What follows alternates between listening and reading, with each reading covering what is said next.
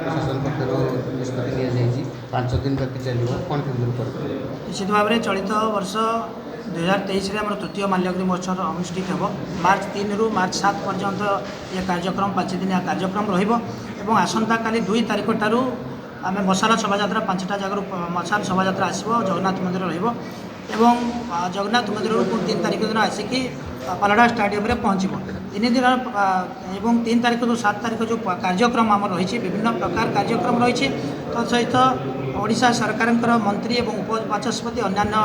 MP मैंने आसिकी MLA मैंने आसिकी कार्यक्रम रे जोग देवे तत्सहित ओडिशार इंडस्ट्रीर जो सिंगर मैंने अच्छा नामी नामी सिंगर मैंने जोग देवे एवं पालड़ा को जो लोककला अच्छी उज्जीवित करने जो प्रयास कराऊँगी सेठी 23टी ट्रुप आसिकी प्रत्येक दिन परिवेषण करेंगे नृत्य गीत परिवेषण करेंगे तत्सहित या रुद्धिमंत करने विभिन्न आलोकमाला ठारू आरंभ कर विभिन्न पल्लीश्री मेला कार्यक्रम एवं स्वतंत्र भाव में कहवाक गले नुआ भाव में ये महोत्सव को रूपरेख देवाई प्रत्येक दिन हॉलीवुड भाई मैंने आसिकी